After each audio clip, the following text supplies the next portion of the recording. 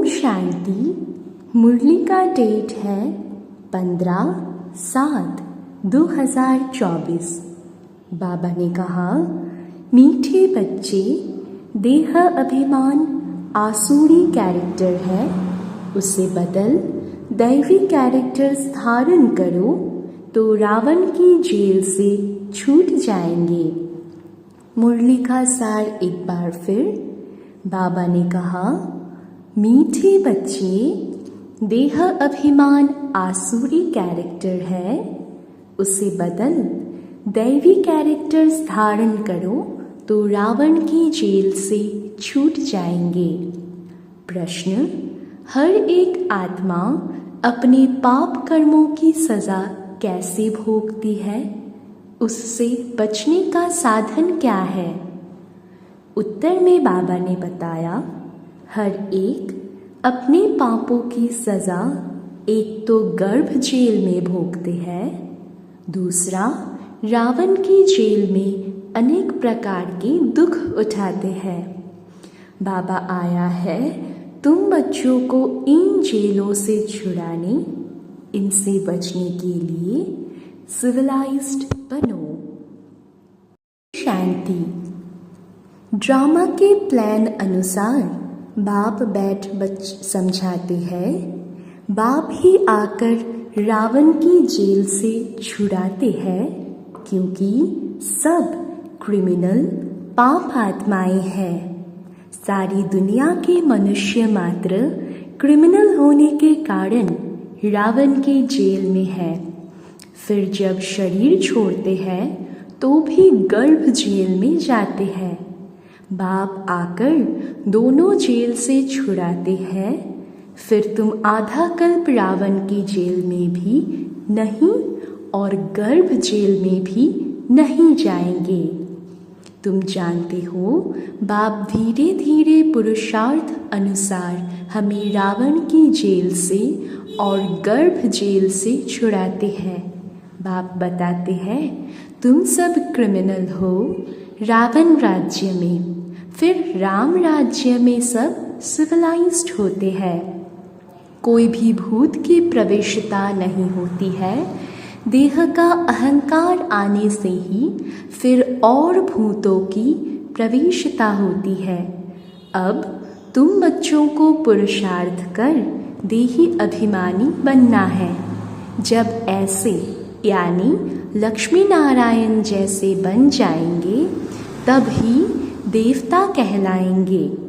अभी तो तुम ब्राह्मण कहलाते हो। रावण की जेल से छुड़ाने के लिए बाप आकर पढ़ाते भी है और जो सबके कैरेक्टर्स बिगड़े हुए हैं वह सुधारते भी है। आधा कल्प से कैरेक्टर्स बिगड़ते बिगड़ते बहुत बिगड़ गए हैं। इस समय है तमो प्रधान कैरेक्टर्स।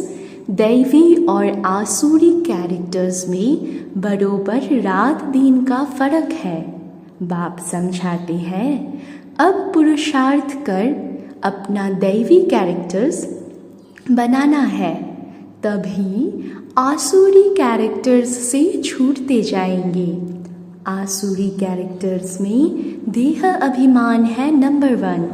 देही अभिमानी के कैरेक्टर्स कभी बिगड़ते नहीं हैं। सारा मदार कैरेक्टर्स पर है। देवताओं का कैरेक्टर कैसे बिगड़ता है? जब वे वाम मार्ग में जाते हैं अर्थात विकारी बनते हैं, तब कैरेक्टर्स बिगड़ते हैं। जगन्नाथ के मंदिर में ऐसे चित्र दिखाए हैं वाम मार्ग के। यह तो बहुत वर्षों का पुराना मंदिर है। ड्रेस आदि देवताओं की ही है। दिखाते हैं देवता वाम मार्ग में कैसे जाते हैं। पहली क्रिमिनलिटी है ये। कामचीता पर चढ़ते हैं, फिर रंग बदलते बदलते बिल्कुल काले हो जाते हैं। पहले गोल्डन एज में है संपूर्ण गोरे, फिर 2 कला कम हो जाती है। त्रेता को स्वर्ग नहीं कहेंगे, वह है सेमी स्वर्ग। बाप ने समझाया है, रावण के आने से ही तुम्हारे ऊपर कट चढ़ना शुरू हुई है। पूरे क्रिमिनल अंत में बनते हो। अभी 100% क्रिमिनल कहेंगे, 100% वाइसलेस थे, फिर 100% विशियस बने। अब बाप कहते हैं, सुधरते जाओ। यह रावण का जेल बहुत बड़ा है, सबको क्रिमिनल ही कहेंगे, क्योंकि रावण के राज्य में है ना। राम राज्य और रावण राज्य का तो उनको पता ही नहीं है। अभी तुम पुरुषार्थ कर रहे हो राम राज्य में जाने का। संपूर्ण तो कोई बना नहीं है, कोई फर्स्ट, कोई सेकंड, कोई थर्ड में है। अब बाप पढ़ाते हैं, दैवी गुण धारण कराते हैं। देह अभिमान तो सब में है। जितना जितना तुम सर्विस में लगे रहेंगे उतना देह अभिमान कम होता जाएगा। सर्विस करने से ही देह अभिमान कम होगा। देही अभिमानी बड़ी बड़ी सर्विस करेंगे।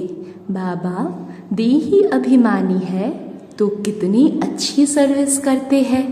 सभी को क्रिमिनल रावण की जेल से छुड़ाए सद्गति प्राप्त करा देते हैं। वहाँ फिर दोनों जेल नहीं होगी, यहाँ डबल जेल है। सतयुग में न कोर्ट है, न पाप आत्माएं हैं, न तो रावण की जेल ही है। रावण की है बेहद की जेल। सभी 5 विकारों की रस्सियों में बंधे हुए हैं। अपरम अपार दुख है, दिन प्रतिदिन दुख वृद्धि को पाता रहता है। सतयुग को कहा जाता है गोल्डन एज, त्रेता को सिल्वर एज। सतयुग वाला सुख त्रेता में नहीं हो सकता, क्योंकि आत्मा की 2 कला कम हो जाती है। आत्मा की कला कम होने से शरीर भी ऐसे हो जाते हैं। तो यह समझना चाहिए कि बरोबर हम रावण के राज्य में देह अभिमानी बन पड़े हैं। अब बाप आया है रावण की जेल से छुड़ाने के लिए। आधा कल्प का देह अभिमान निकलने में देरी तो लगती है, बहुत मेहनत करनी पड़ती है।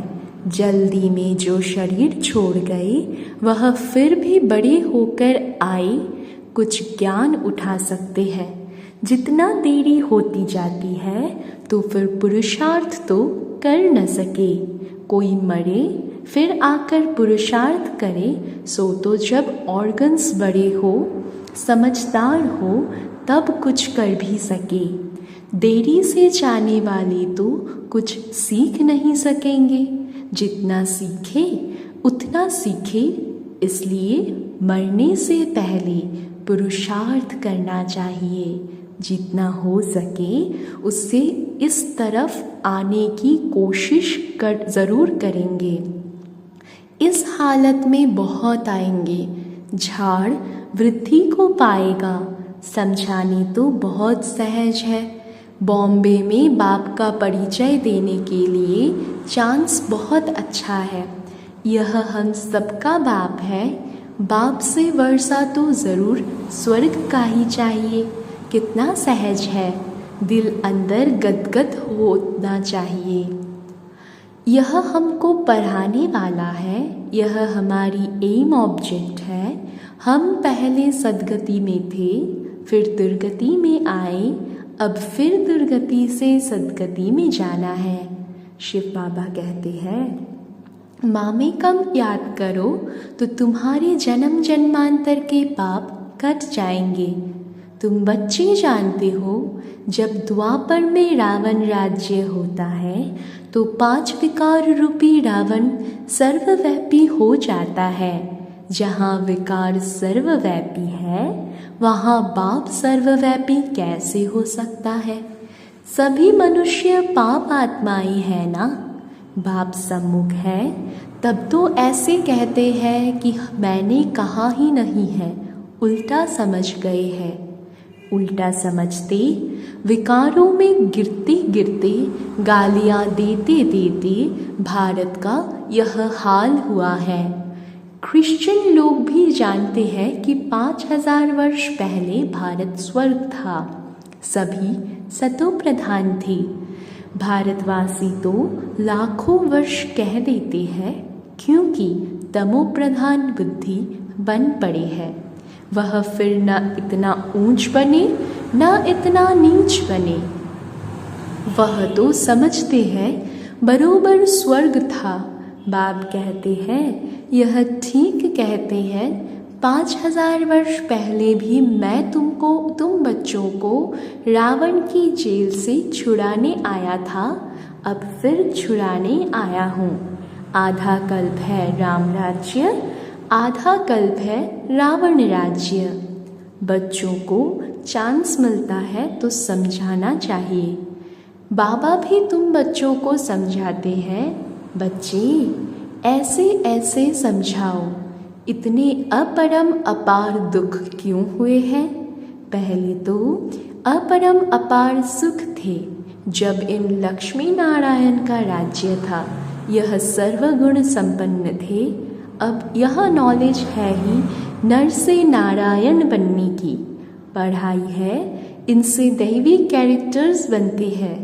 इस समय रावण के राज्य में सभी के कैरेक्टर्स बिगड़े हुए हैं।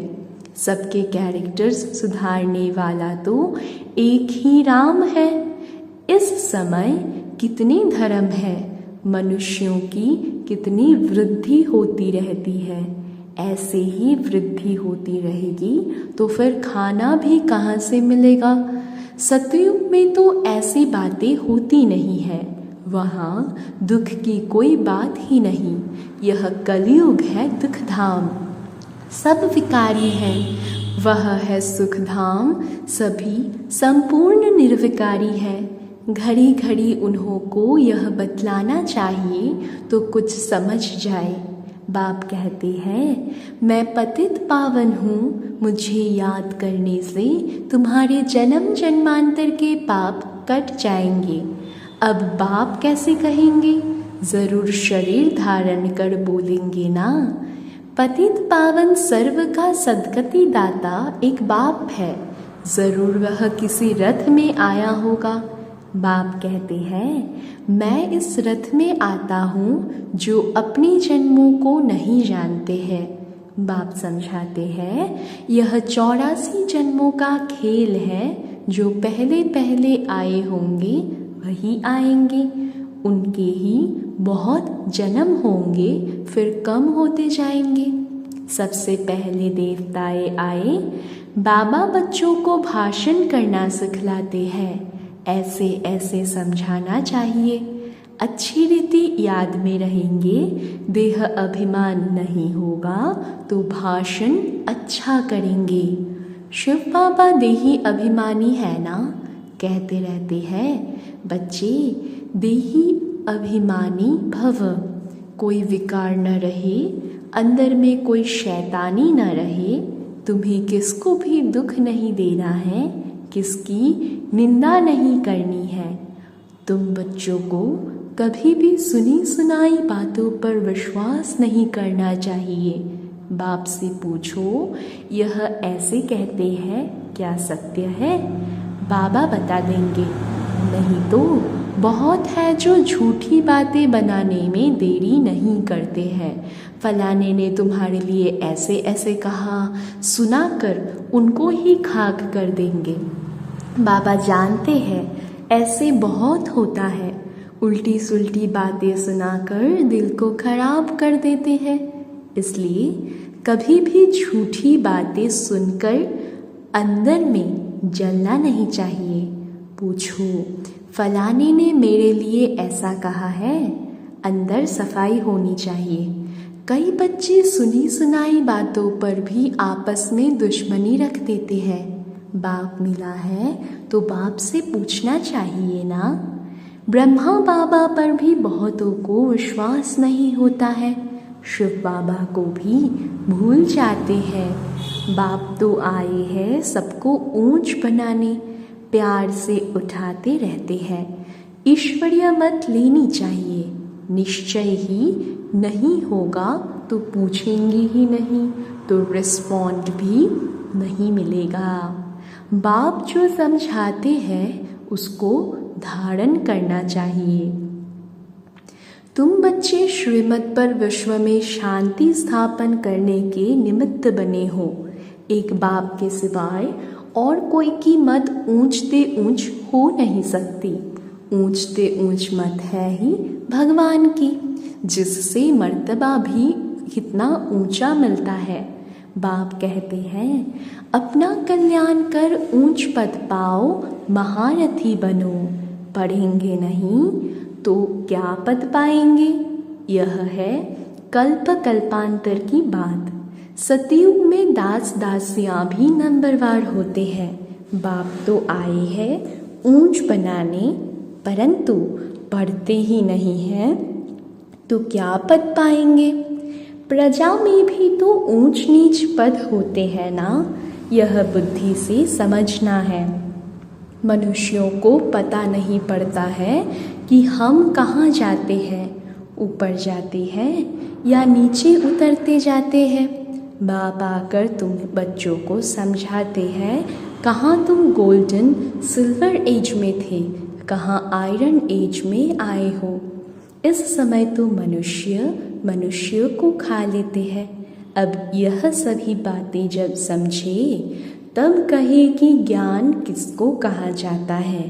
कई बच्चे एक कान से सुनकर दूसरे से निकाल देते हैं।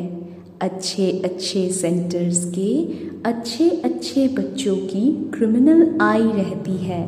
फायदा नुकसान इज्जत की परवाह थोड़े ही रखते हैं। मूल बात है ही पवित्रता की। इस पर ही कितने झगड़े होते हैं।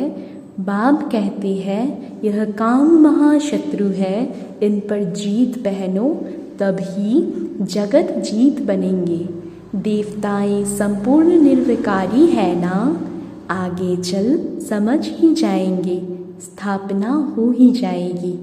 अच्छा, मीठे मीठे सिकिल थे बच्चों प्रति माता पिता बाप दादा का याद प्यार और गुड मॉर्निंग। रूहानी बाप की रूहानी बच्चों को नमस्ते। हम रूहानी बच्चों की भी रूहानी माता पिता बाप दादा को भी बहुत बहुत याद प्यार, गुड मॉर्निंग, नमस्ते नमस्ते नमस्ते बाबा। धारणा के लिए मुख्य सार। पहला पॉइंट, कभी भी सुनी सुनाई बातों पर विश्वास करके अपनी स्थिति खराब नहीं करनी है। अंदर में सफाई रखनी है। झूठी बातें सुनकर अंदर में जलना नहीं है। ईश्वरीय मत ले लेनी है। दूसरा पॉइंट, देही अभिमानी बनने का पूरा पुरुषार्थ करना है। किसी की भी निंदा नहीं करनी है। फायदा नुकसान और इज्जत को ध्यान में रखते हुए क्रिमिनल आई को ख़त्म करना है। बाप जो सुनाते हैं उसे एक कान से सुनकर दूसरे से निकालना नहीं है। वरदान, त्रिकालदर्शी के सिट पर सेट हो, हर कर्म करने वाली शक्तिशाली आत्मा भव। वरदान एक बार फिर, त्रिकालदर्शी के सिट पर सेट हो, हर कर्म करने वाले शक्तिशाली आत्मा भव। बाबा समझाते हैं जो बच्चे त्रिकालदर्शी की सीट पर सेट होकर हर समय हर कर्म करते हैं, वो जानते हैं कि बातें तो अनेक आनी है, होनी है, चाहे स्वयं द्वारा, चाहे औरों द्वारा, चाहे माया व प्रकृति द्वारा। सब प्रकार से परिस्थितियां तो आएंगी, आनी ही है, लेकिन स्वस्थिति शक्तिशाली है तो परिस्थिति उसके आगे कुछ भी नहीं है। सिर्फ हर कर्म करने के पहले उसके आदि मध्य अंत तीनों काल चेक करके समझ करके फिर कुछ भी करो तो शक्तिशाली बन परिस्थितियों को पार कर लेंगे। स्लोगन: सर्वशक्ति व ज्ञान संपन्न बनना ही संगम युग की प्रारब्ध है। स्लोगन एक बार फिर, सर्वशक्ति व ज्ञान संपन्न बनना ही संगम युग की प्रारब्ध है। अच्छा, ओम शांति।